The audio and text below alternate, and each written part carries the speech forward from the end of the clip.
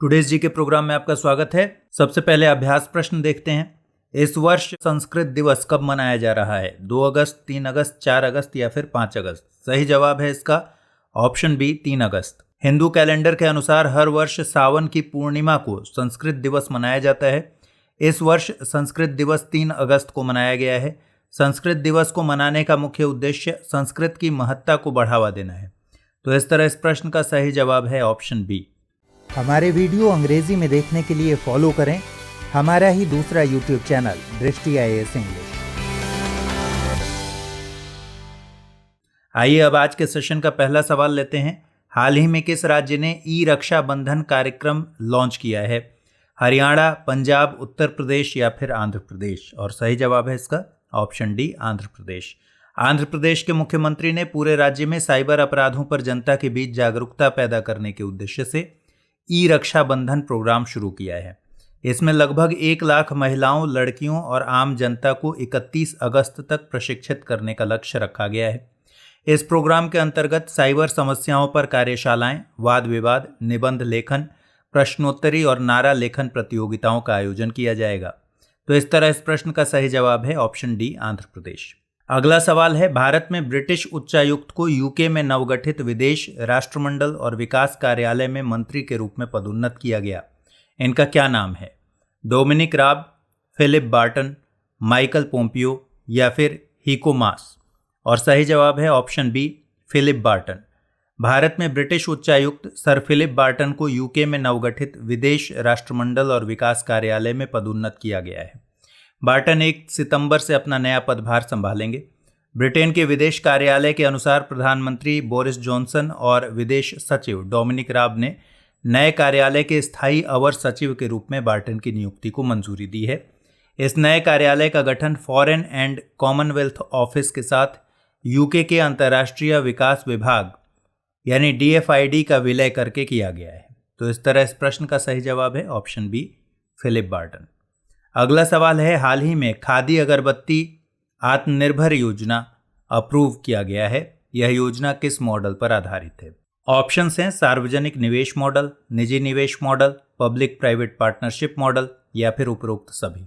और सही जवाब है इसका option C, public private partnership model. MSME के केंद्रीय मंत्री नितिन गडकरी ने खादी और ग्रामोद्योग आयोग यानी KVIC द्वारा प्रस्तावित एक विशिष्ट रोजगार सृजन कार्यक्रम खादी अगरबत्ती आत्मनिर्भर मिशन यानी काम को मंजूरी दी है। इस कार्यक्रम का मकसद पूरे देश में बेरोजगार और प्रवासी श्रमिकों के लिए रोजगार पैदा करना और भारत को अगरबत्ती उत्पादन में आत्मनिर्भर बनाना है।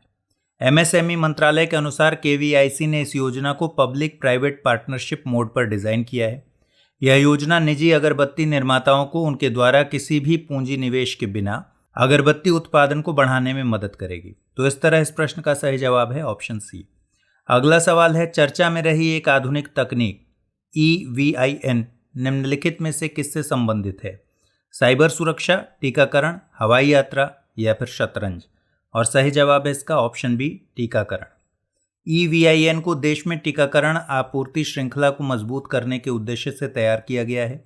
EVIN यानी इलेक्ट्रॉनिक वैक्सीन इंटेलिजेंस नेटवर्क ने कोविड-19 महामारी के दौरान आवश्यक प्रतिरक्षण सेवाओं तक पहुंच को आसान बनाया है। इसे स्वास्थ्य और परिवार कल्याण मंत्रालय द्वारा राष्ट्रीय स्वास्थ्य मिशन के तहत कार्यान्वित किया जा रहा है। इसका उद्देश्य देश के सभी कोल्ड चेन पॉइंट्स पर वैक्सीन स्टॉक के फ्लो की रियल टाइम जानकारी इकट्ठा करना है। तो इस तरह इस प्रश्न का सही जवाब है ऑप्शन बी।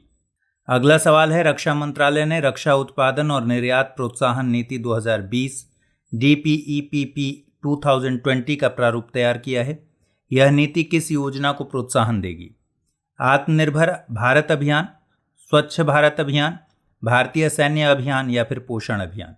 सही जवाब है इसका ऑप्शन ए, आत्मनिर्भर भारत अभियान। रक्षा मंत्रालय ने रक्षा उत्पादन और निर्यात प्रोत्साहन नीति 2020 का प्रारूप तैयार किया है।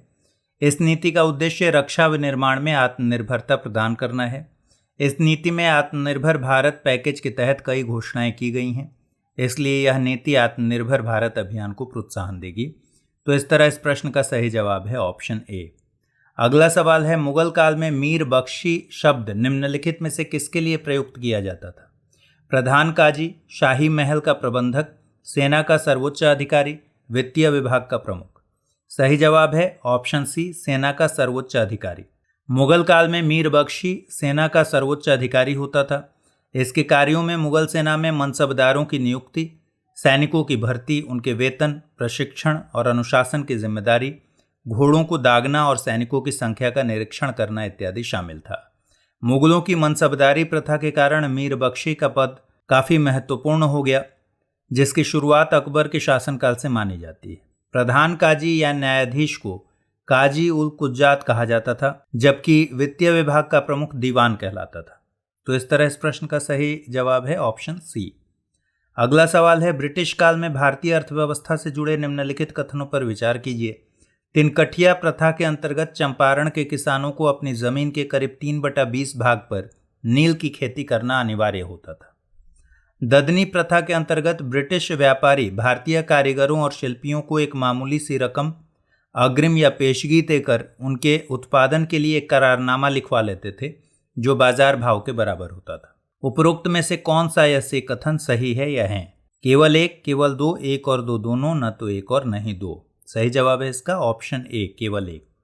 तिनकठिया प्रथा के अंतर्गत चंपारण के किसानों को अपने अंग्रेज बागान मालिकों के अनुबंध पर अपनी जमीन के करीब 3/20 भाग पर नील की खेती करना अनिवार्य होता था। इस प्रथा के विरोध में 1917 में महात्मा गांधी ने चंपारण सत्याग्रह आंदोलन चलाया, जिसके बाद यह प्रथा समाप्त कर दी गई। ददनी प्रथा के अंतर्गत ब्रिटिश व्यापारी भारतीय कारीगरों और शिल्पियों को एक मामूली सी रकम अग्रिम या पेशगी देकर उनके उत्पादन के लिए एक करारनामा लिखवा लेते थे, जो बाजार भाव से बहुत कम दाम पर होता था। तो इस तरह इस प्रश्न का सही जवाब है ऑप्शन ए। अगला सवाल है, संथाल विद्रोह से संबंधित निम्नलिखित कथनों पर विचार कीजिए। इस विद्रोह के प्रमुख नेता बिरसा मुंडा और बुद्धू भगत थे। इस विद्रोह का प्रमुख क्षेत्र दामने कोह यानी भागलपुर से राजमहल की पहाड़ियों का क्षेत्र था। उपरोक्त में से कौन सा या से कथन सही है या है? केवल एक, केवल दो, एक और दो दोनों, न तो एक और नहीं दो। सही जवाब है इसका ऑप्शन बी, केवल दो। संथाल विद्रोह के प्रमुख नेता सिद्धू और कान्हू थे। इस विद्रोह का प्रमुख क्षेत्र दामने कोह यानी भागलपुर से राजमहल की पहाड़ियों का क्षेत्र था।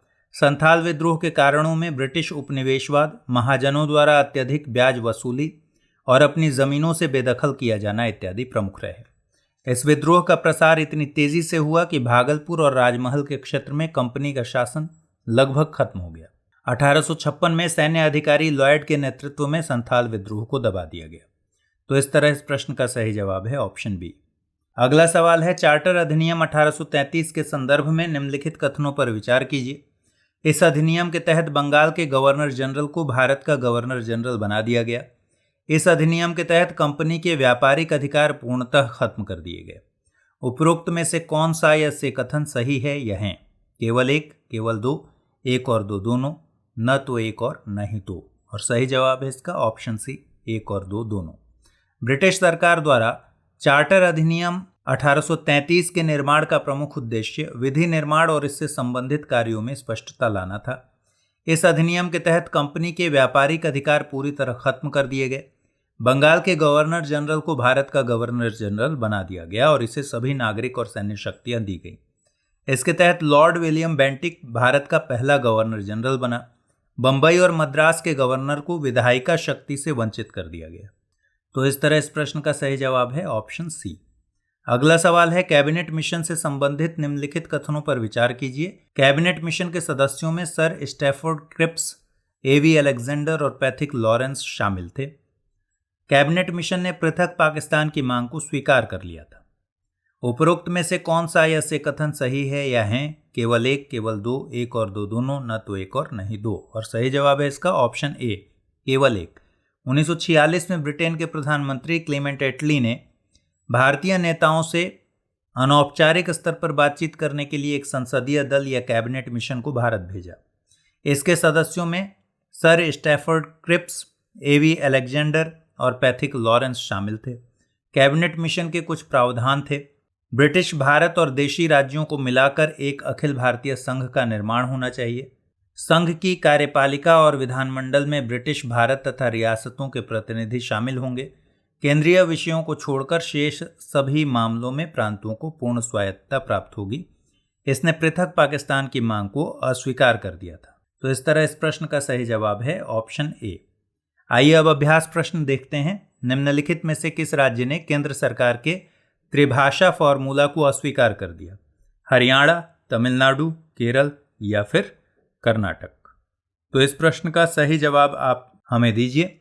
इस सवाल के जवाब और नए सवालों के साथ फिर मिलेंगे अगले एपिसोड में। तब तक के लिए ख्याल रखिए। Good bye.